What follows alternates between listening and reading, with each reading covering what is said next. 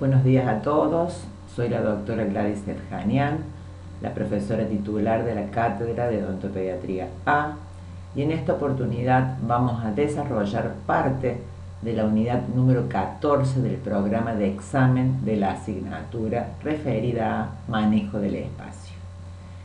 Esta es una unidad algo compleja en la que ustedes presentan dificultades al momento del estudio, y es por ello que vamos a repasar algunos conceptos que presentan algunas diferencias importantes a tener en cuenta y que están referidas fundamentalmente al paciente. Si bien todos sabemos cuáles son los objetivos de una rehabilitación bucal, que es devolver forma, devolver función, devolver estética, mediante las diferentes aparatologías que ustedes diseñen para sus pacientes. Pero, ¿qué sucede con el paciente niño? Indudablemente que los objetivos deben y van a ser los mismos: devolver forma, devolver estética y función. Pero existe una diferencia fundamental, que este paciente está en constante crecimiento y desarrollo. Y esto es algo muy importante que deben ustedes tener siempre en cuenta. Y como decimos que este paciente está en constante crecimiento y desarrollo, es también importante recordar qué es la oclusión dentaria. Es la resultante de factores genéticos que van a ser inmodificables, factores de crecimiento y desarrollo donde nosotros podremos intervenir si el caso lo requiere, al igual que los factores ambientales, como por ejemplo frente a la presencia de hábitos. Todos estos factores condicionan la posición de los elementos dentarios dentro de las arcadas. Tenemos que tener claro que es un proceso dinámico, un proceso evolutivo, que va desde la erupción de los primeros elementos dentarios primarios hasta completar la dentición permanente en equilibrio con la fisiología muscular y de la articulación temporomandibular. Este equilibrio del que hablamos anteriormente puede verse comprometido por la pérdida prematura de los elementos dentarios. ¿Y qué entendemos entonces por pérdida prematura? Es la pérdida de un elemento dentario primario antes de su exfoliación fisiológica, y se considera prematura cuando la pérdida se produce 6 meses antes de su exfoliación fisiológica. Esto supone una disminución del espacio reservado para el sucesor permanente debido a que los elementos adyacentes migran o se inclinan, produciendo por consiguiente acortamiento de la longitud del arco.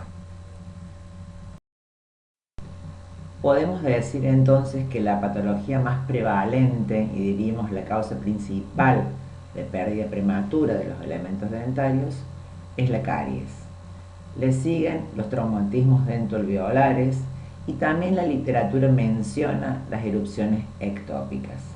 Como ustedes pueden ver en la imagen inferior derecha, el primer molar permanente cambió su eje de erupción y en su afán de hacer su aparición en la cavidad bucal, reabsorbe la raíz distal del molar temporario, lo que da como consecuencia la pérdida prematura del elemento primario con la consiguiente acortamiento de la longitud del arco. Hablamos entonces de pérdida prematura de elementos dentarios, hablamos de acortamiento de la longitud del arco dentario. ¿Y qué se entiende entonces por longitud del arco dentario? Es la longitud que va desde la cara mesial del primer molar permanente a mesial del molar permanente del lado opuesto, y de no existir molar permanente, de distal del segundo molar primario a distal del segundo molar primario del lado opuesto. Y esta longitud del arco puede verse comprometida por la pérdida de un solo elemento dentario o por la pérdida de varios o múltiples elementos dentarios primarios. Es importante entonces remarcar que la pérdida temprana de los dientes primarios conlleva en la mayoría de los casos a una pérdida del espacio con la consiguiente reducción de la longitud de la arcada, ocasionando posteriormente alteraciones oclusales y malposiciones dentarias con posibles consecuencias que pueden expresarse en la dentición permanente. Hasta que esto ocurre, transcurre un espacio de tiempo que depende de varios factores, tales como por ejemplo la edad del niño. Cuanto más pequeño es más complicado. Depende de la arcada en que se ha producido la pérdida. No es lo mismo en la arcada inferior que la arcada superior. Del elemento perdido. No es lo mismo en el sector anterior que en el sector posterior.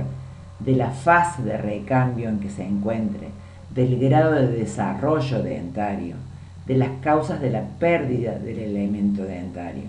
No es lo mismo perder un elemento por un traumatismo que por un proceso infeccioso donde hay pérdida ósea. Tener en cuenta también la cantidad de hueso que recubre el germen del permanente. Y como esto, muchísimas cosas más.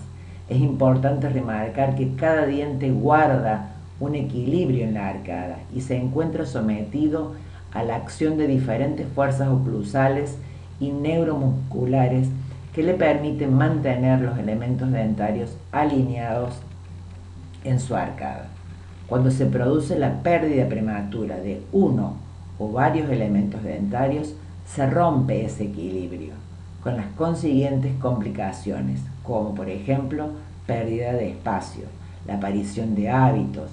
Estos cambios pueden expresarse dentro de los 6 primeros meses de producida la pérdida del elemento dentario, que estos meses se los consideran los meses críticos, o en algunos casos pueden presentarse a las pocas semanas.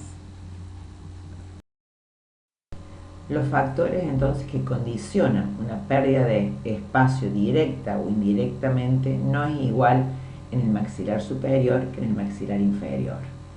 La fuerza mesialante de erupción de los elementos posteriores es muy marcada en el maxilar inferior. Cuando se pierde, por ejemplo, un segundo molar primario, como pueden ustedes apreciar en la imagen superior, lo que sucede es una inclinación del molar permanente, con no solo acortamiento de la longitud del arco, sino que en algunas ocasiones retención del sucesor permanente, como pueden observar ustedes en la radiografía. En tanto, en el maxilar superior, la pérdida de la longitud del arco se produce por rotación del molar permanente sobre su raíz palatina. También puede haber acortamiento de la longitud del arco por caries proximales no detectadas y no tratadas en forma temprana. De allí la necesidad y la importancia de tomar radiografías Bite-Win para la detección temprana de caries interproximales. La literatura también menciona las agenesias. Vemos con bastante frecuencia agenesias en los últimos elementos de cada serie. Se dice que los más frecuentes son los segundos premolares inferiores, como ustedes pueden observar en la ortopantomografía superior. Le siguen los incisivos laterales superiores, luego los premolares superiores y por último los incisivos laterales inferiores, como también ustedes pueden observar en la ortopantomografía inferior. Siguiendo con las causas de pérdida de la longitud del arco, podemos mencionar también las anquilosis. Como pueden ustedes observar en la imagen, tanto clínica como radiográfica, el elemento primario se ve como sumergido y es así que los elementos vecinos se inclinan, dando como resultado acortamiento de la longitud del arco. Al igual que, como ya lo expresé anteriormente, la erupción ectópica, donde muestro la típica imagen que pueden ustedes observar en la radiografía, tanto periapical como la ortopantomografía. Pero bien, no todo es desfavorable o negativo. Existen factores que pueden considerarse como favorables al momento de planificar nuestro tratamiento y es necesario tenerlos también en cuenta. tales como si la arcada dentaria presenta diastemas, pueden ustedes observar diastemas en el sector anterior, como muestra la imagen superior izquierda, o diastemas múltiples en la imagen superior derecha, donde ustedes pueden observar que todos los elementos dentarios están muy cómodos en las arcadas. Esto favorece indudablemente a la hora de planificar nuestro tratamiento. Al igual que la erupción de los incisivos superiores por delante de los primarios, la presencia de espacios primates, precanino en el maxilar superior y postcanino en el inferior, y también la diferencia de tamaño de los elementos dentarios del sector intermedio, canino, primer molar y segundo molar temporario o primario, con relación a los sucesores permanentes. Es por ello que es de suma importancia la prevención de la maloclusión dentaria. Y para ello es necesario utilizar todos los medios preventivos que hoy tenemos en nuestros medios para conservar la dentición primaria sana hasta el momento de su exfoliación. Y voy a volver a insistir en que es necesario realizar las radiografías Bite-Win para corroborar la presencia o no de caries interproximales y realizar el tratamiento oportuno y adecuado, aplicar los selladores si lo requiere, insistir en una correcta técnica de higiene, aplicar flúor, control de dieta, todo lo que ustedes estuvieron viendo y saben sobre prevención. Todo lo que yo debo aplicar en este paciente en forma personal para mantenerlo en salud. Por lo tanto, y para ir resumiendo un poco lo que estamos desarrollando hasta el momento, podemos decir que cuando hablamos de manejo del espacio debemos tener en cuenta algunos elementos. Por ejemplo, la dentición que estamos tratando. Si hablamos de una dentición primaria pura, si hablamos de una dentición mixta o permanente, tener en cuenta que estamos frente a un niño que está en constante crecimiento y desarrollo, evaluar si la secuencia eruptiva se está desarrollando en forma normal y secuencial o está alterada, y tener presente las características de la oclusión de nuestro paciente. Es así que cuando hablamos de manejo del espacio, se plantean varias opciones. Y estos colores que yo selecciono en esta diapositiva, como un semáforo, está en cierta medida en relación a la gama de dificultades a tener en cuenta. El verde se me habilita al mantenimiento del espacio. El amarillo ya me habla de tener algunos cuidados, o sea, a la recuperación del espacio. El naranja, precaución. Aquí estamos más complicados y ya hablamos de supervisión del espacio. Y el rojo, estamos frente a problemas serios. Estamos frente a lo que llamamos discrepancias marcadas. Entonces, cuando hablamos de mantenimiento del espacio, nos estamos refiriendo al tratamiento utilizado para lograr mantener la longitud del arco dentario durante el periodo de desarrollo oclusal, controlando el proceso de recambio de la dentición primaria a la permanente, preservando el espacio que ha dejado un diente ante su pérdida parcial o total. Esto quiere decir que yo debo mantener un espacio que existe en la arcada. Así de simple, el espacio está, solo debo mantenerlo hasta que erupcione su sucesor permanente. En tanto que si nos referimos a recuperación del espacio, es cuando nos encontramos con pérdida de uno o más elementos dentarios primarios, cuando se ha perdido algún espacio en el arco para el corrimiento mesial del primer molar permanente, cuando el análisis de la dentición mixta muestra que hay pérdida de espacio, pero hay una predicción favorable al hacer los índices correspondientes. Y es importante remarcar que solo vamos a poder recuperar 2, 3, hasta podríamos decir 4 milímetros, no más de eso. En tanto, la supervisión de espacios, aquí se va haciendo algo más complicado. Es el término aplicado cuando la situación es dudosa. De acuerdo al análisis de la dentición mixta, si habrá espacio para todos los dientes en la arcada. Son aquellos casos que a nuestro juicio tendrán una mejor oportunidad de pasar al periodo de la dentición mixta con nuestra ayuda. Y aquí tendrán que repasar los protocolos para la supervisión de los espacios que estudiaron en ortodoncia. Esto nos va a permitir alterar la secuencia eruptiva y darle la oportunidad de ir ordenando y ubicando los elementos dentarios permanentes de la mejor manera posible.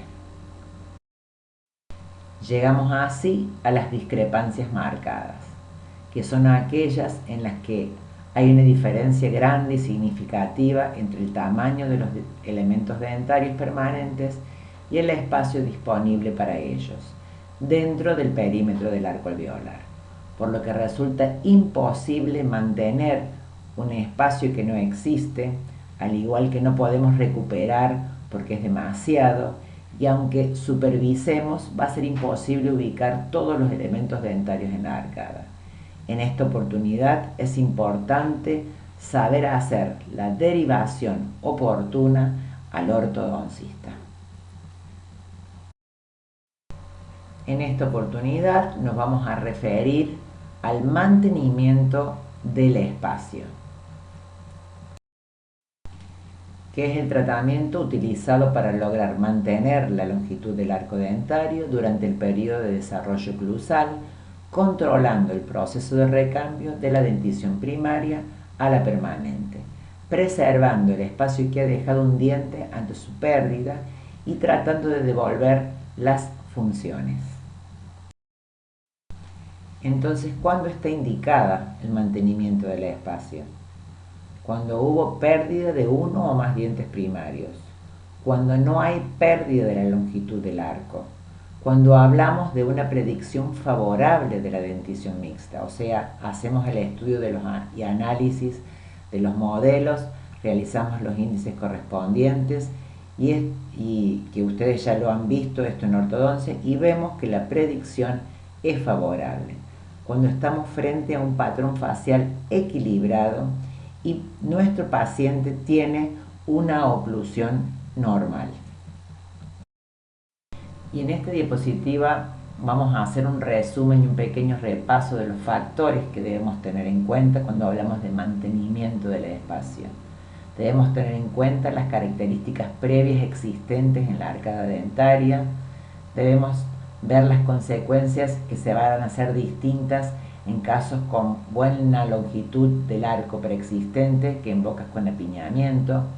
Vamos a tener en cuenta la edad en que se pierde el elemento dentario temporario, ya que condiciona el grado de desarrollo y erupción de los dientes permanentes, el elemento dentario primario que se ha perdido, si se trata de elementos dentarios anteriores o posteriores, la cantidad de hueso que recubre el germen del diente permanente, si el sucesor permanente presenta en el momento de la pérdida 2/3 de su raíz formada, se acelera la erupción con mínimas consecuencias, si el diente permanente no ha alcanzado este grado de desarrollo, se produce un retraso de la erupción y los dientes migran y cierran el espacio. Frecuentemente esto sucede en la zona de premolares. Y teniendo en cuenta todo lo expresado hasta el momento, considero importante recordar o remarcar que para todas las situaciones que se nos presenten es necesario realizar un correcto diagnóstico. Y para realizar un correcto diagnóstico es importante confeccionar una correcta y minuciosa historia clínica acompañado por un exhaustivo examen clínico. También realizar el examen de las funciones. Ustedes saben muy bien que forma y función están absolutamente relacionados. Esto debe ser complementado por el examen radiográfico y, si fuera posible, con el examen fotográfico, al igual que el estudio y análisis de los modelos.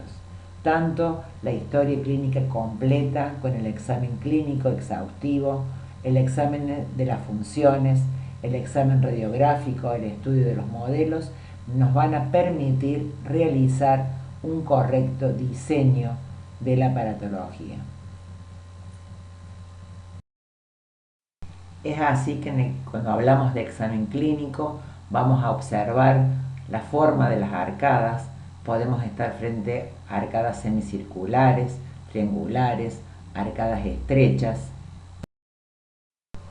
También debemos ver los espacios disponibles, si hay diastemas en el sector anterior, si estamos frente a una arcada donde ya los elementos temporarios están algo piñados, como muestra la fotografía superior derecha, donde ya los elementos primarios están incómodos en la arcada, o si estamos frente a una arcada con diastemas múltiples, como muestra la figura inferior. Tener en cuenta la presencia de los espacios primates, como ya lo dijimos, es precanino en el maxilar superior y postcanino en el inferior. Estos elementos nos ayudan a determinar nuestro posible tratamiento.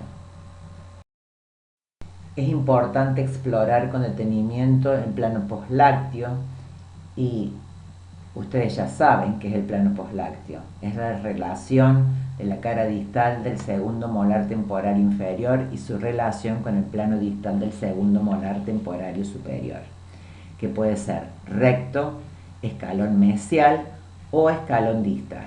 Esto nos va a determinar, junto con otros factores, la proyección hacia una clase 1, a una clase 2 o, en caso de un escalón mesial muy marcado, a una clase 3. En el examen clínico también es importante observar las posibles mordidas cruzadas, que pueden ser de un solo elemento dentario, de dos elementos dentarios, de una hemiarcada y en algunos casos con presión marcada de ambos lados. Es importante tener en cuenta y observar también las líneas medias, si hay coincidencia o no de las líneas medias. Algo también a tener en cuenta es observar los frenillos, si estamos frente a frenillos normales o frenillos cortos que pueden ser rehabilitados por la fonoaudiología, o frenillos tan cortos que deben ser derivados oportunamente al cirujano. Hablamos también de la necesidad de realizar el examen radiográfico, donde podremos observar erupciones ectópicas, como ven en la ortopantomografía superior, al igual que la reabsorción de las raíces del molar primario, y observen la cantidad de hueso que recubre el germen del permanente. Debemos evaluar el grado de desarrollo de los gérmenes de los elementos permanentes, posibles agenesias, ver la inclinación de los caninos. Eso también es algo a tener en cuenta cuando observamos una ortopantomografía y planificamos nuestro tratamiento, entre otras cosas que también podemos y debemos observar minuciosamente la radiografía panorámica. Para realizar el estudio de los modelos, tengan presente que deben tomar una correcta impresión con todas las precauciones necesarias. Los modelos deben ser bien socalados prolijamente, montados en oclusor para poder realizar un exhaustivo estudio de los mismos, marcar clase molar, clase canina, línea media, plano poslácteo y realizar todos los índices correspondientes al caso a tratar. Resumiendo, los pasos a seguir para planificar nuestro tratamiento va a ser realizar un examen clínico minucioso, un examen radiográfico exhaustivo, la toma de impresión y la confección de los modelos de estudio, y con toda la información que me suministran estos elementos, realizar el diseño de la aparatología para nuestro paciente. Y bien, y dentro de la aparatología que nosotros vamos a utilizar en odontopediatría, también tenemos aparatología fija y aparatología removible. Dentro de la aparatología fija tenemos las coronas de acero, dentro de las coronas de acero las de laboratorio y la preformada, los mantenedores de espacio convencional y de Delabarre, puentes en bandera o telescópicos, los arcos linguales y el botón de Nance. Y dentro de la aparatología removible, las prótesis parcial y las prótesis completas. Cada una de estas aparatologías van a ser desarrolladas en los trabajos prácticos para su mejor comprensión. Y les sugiero que vean y estudien del manual de la cátedra el capítulo de mantenimiento del espacio, ya que los conocimientos previos les va a permitir comprender y aprovechar mejor el tema. Para terminar, quiero dejarles este mensaje, que hoy tenemos muchos elementos para mantener nuestro paciente sano, y tengan siempre presente que el mejor mantenedor de espacio es el propio diente. Muchas gracias y hasta la próxima.